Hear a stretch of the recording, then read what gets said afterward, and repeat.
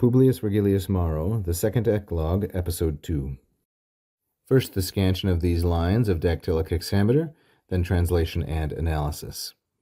Tan tin ter den sas umbros sakakumena phagos. Here we have an elision. Ad sidewe when ie bat ib aik, another elision, in condita solus. Montibus et silvis studio iactabat inani. If you want to see all the longs and shorts, that is the dactyls, which is a long and two shorts, as well as the spondies, which is two longs. They go like this. Tan, tin, ter, dane, sas, bro, saka, ku, mina, phagos. Ad, sidu, weni, bat, bike, in, condita solus, where ibi and hike elide to form one syllable. I probably should have put the marker line here.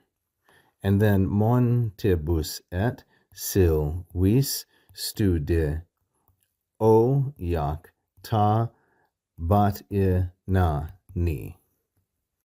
The subject here of Weni Abat is going to be Coridon, the shepherd from the previous two lines.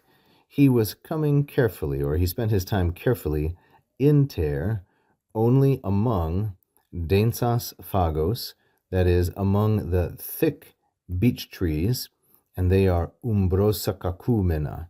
They are thick beech trees that have shady umbrosa tops. The preposition inter here patterns with the accusative case, so phagos is feminine plural and accusative.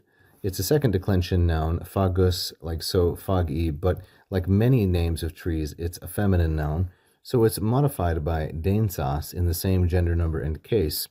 And then I'm taking umbrosakakumena in the neuter plural accusative and as an appositive.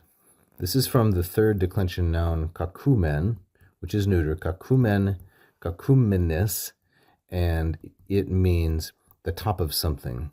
So he was spending his time, he was visiting quite carefully, only amid the thick beech trees, that is, amid their shadow-filled canopies, something like that. The notion is evocative of a grove of beech trees, and I believe that we must take these only as appositives. As it continues, we have ibi, an adverb, there, by himself, solus, masculine singular, and nominative, and once again referring to Coridon, there by himself, iactabat. Now, iactabat here means to throw. Iacto, iactara is to throw or cast, but it's really a synonym of dicere, to say. And there, by himself, all alone, he was casting forth, or he was speaking out, haec in condita. Now, these are the objects of iactabat, so they are neuter, plural, and accusative. And in condita is being used as a substantive, that is, adjective as noun. And it means things that are unaccustomed, things that are unfamiliar. So there, by himself, he said, or he threw out, the following, that's haec, the following unusual expressions or unfamiliar expressions. He did so montibus et silvis. So montibus is masculine, plural, and dative, the indirect object of iactabat, and silvis is feminine, plural, and dative, the indirect object of iactabat.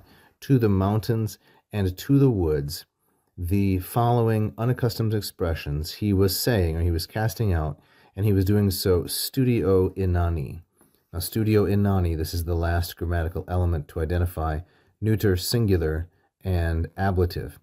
And I take it as an ablative of instrument. So studium is a second declension noun, studium, studii, and it means with zeal or practice.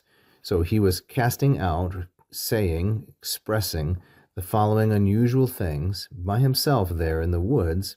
He was doing it to the mountains and to the forests, but with a studio inani, with a futile kind of zeal, to no effect, in other words. Thank you for watching. I hope you enjoyed that free lesson. Please like and subscribe, hit the bell. You can also become a patron at patreon.com/LatinPerDiem. And if you really loved it, you can leave a tip right here as a super fan. Thank you so much.